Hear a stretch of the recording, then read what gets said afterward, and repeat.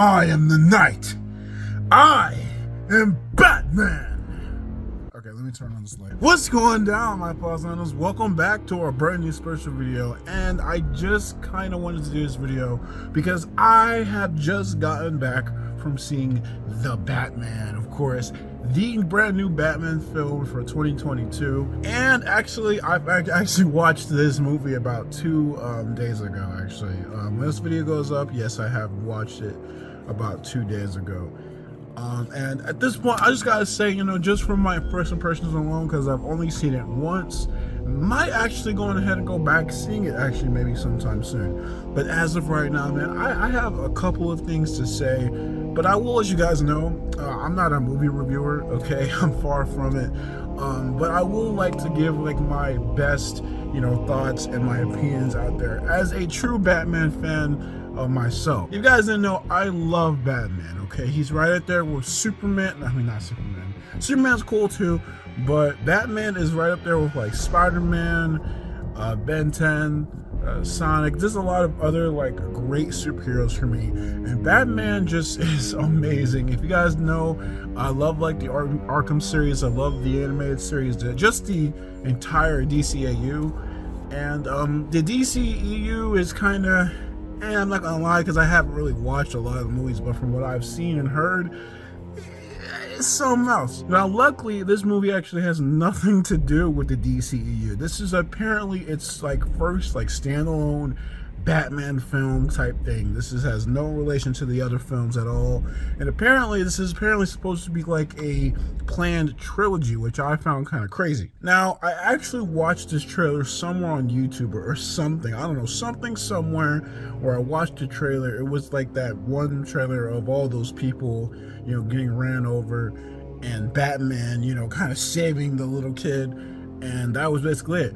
So I saw that trailer and I guess I kind of forgot about it, and actually I ended up going to see it somehow, and at the time, I don't know, I didn't really know what to really think. I didn't know if I was supposed to be excited. I didn't know if I was supposed to be disappointed, because for one thing, this Batman movie actually doesn't have Ben Affleck, which is the the main guy who's been playing Batman ever since Batman v Superman, which is actually a pretty good Batman. I do think that probably could have been a little bit more lighthearted, just a little bit more, maybe a little bit more brooding. But again, I haven't watched the movies extensively as I probably should have, and I kind of didn't really like the costume all that much. But this Batman was a brand new, fresh take on the series anyway. And it's kind of weird because the new Batman actually is not as big as the other Batmans. I'm not sure about his height, but he definitely is not as big as someone like Ben Affleck or something like that, because this Batman seems to be a little bit more skinny. He has like a more softer voice, and I'm not gonna lie to you guys, that kind of turned me off, because to me, Batman's supposed to be like this big dude, he's supposed to be like this big kid crusader. He's supposed to be a vengeance. He's supposed to be strong, powerful, a freaking knight of the night, if you guys understand what I'm saying. And Batman has always just had like the intimidating quality.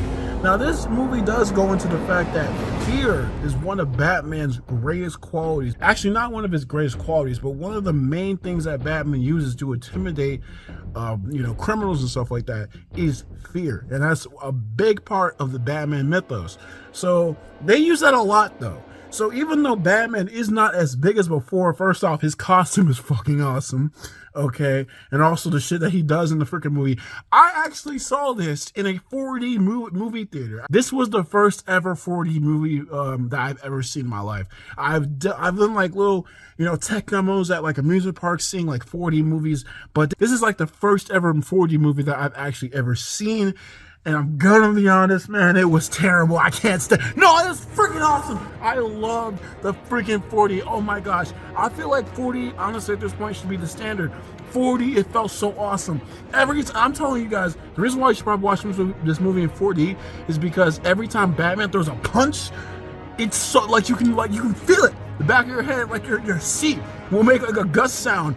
When it's raining in the movie, it was literally pouring like mist all over the freaking theater. When Batman is like riding around in the Batmobile and like he's chasing after the Penguin, that shit was crazy because of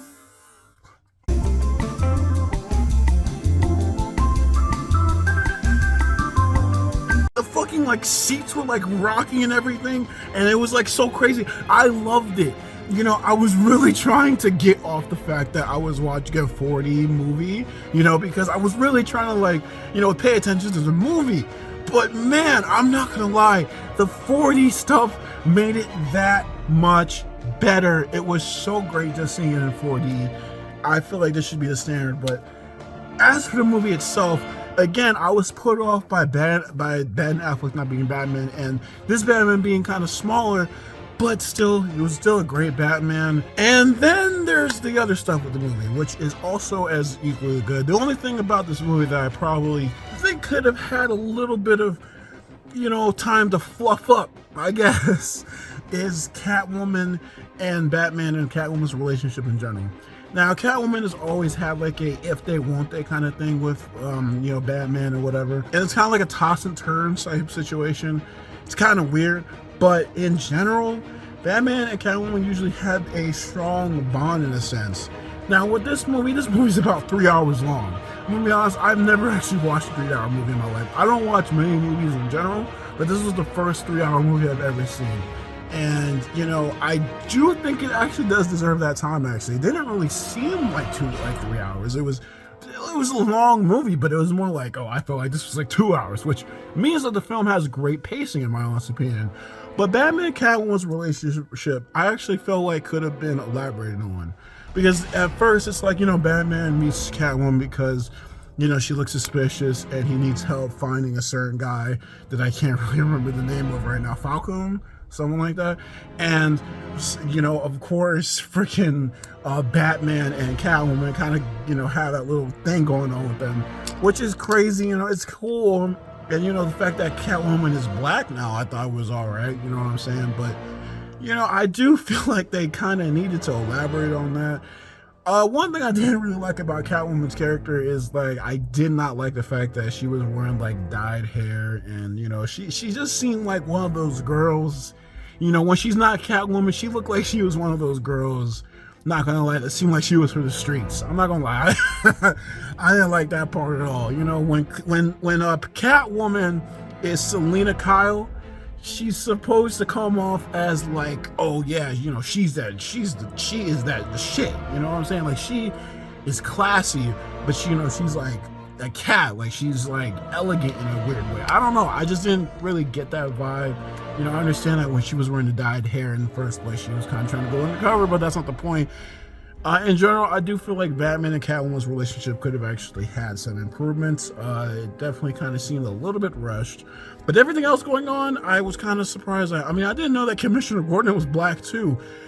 And in all honesty, I do have to say that this movie did seem to be kind of trying to press the whole progressive thing, which personally, I don't like that personally. You know, if you're going to be progressive, make it kind of natural. Don't make it so like, oh, we're just going to make this person this way or that way.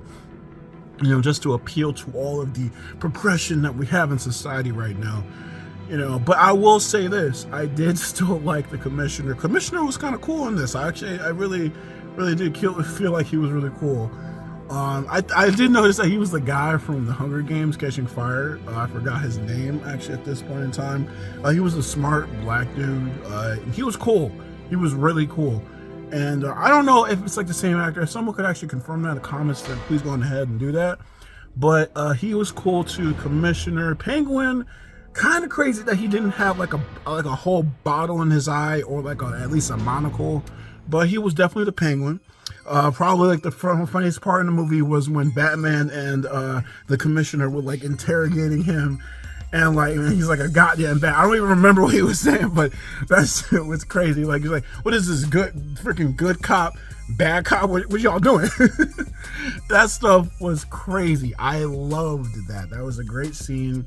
And everything else like that was crazy. And actually, I saw a Batman movie with no Joker significance at all, which is awesome. I love that.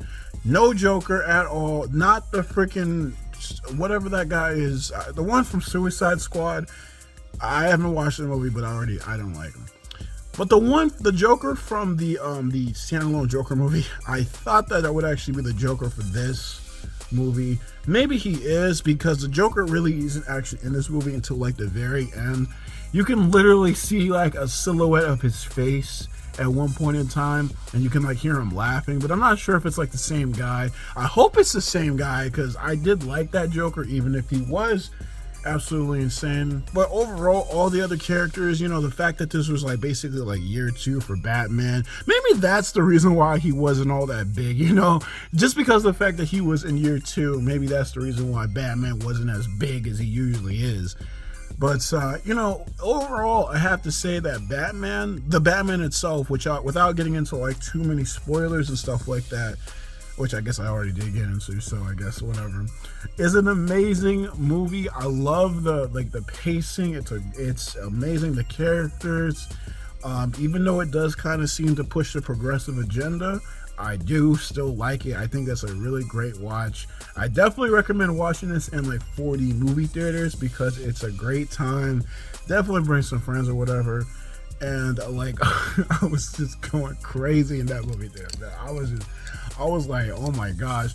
And the Riddler, oh my gosh. I didn't even like mention that. I'm sorry, but the Riddler is absolutely insane. I'm not gonna lie, because all the other Batman stuff that I've been into, because I haven't read much of the comics, but the Riddler, in all honesty, has always been like that guy that's always trying to like outsmart the Batman, of course. And it's always like, oh my god, the end is like right in front of, you know, the Riddler's face, like he's just trying to outsmart Batman or whatever, and he still can't even figure out his identity. Like, really? But the Riddler in this movie actually does. I'm not sure if he actually legit figured out that Batman was Bruce Wayne, but I think he was close or something like that.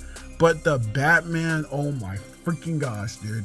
I mean, not the Batman, the Riddler was absolutely insane. I cannot believe some of the stuff that he was. He's absolutely insane in this movie, and I love that. I have never seen, personally, in my honest opinion, I've never seen a Riddler that was so enticing, so evil, so wicked, that I was just so like invested in him. I wasn't invested too much into someone like Harley Quinn, Poison Ivy, Two-Face, Mr. Freeze. I'm about to say Ice Freeze.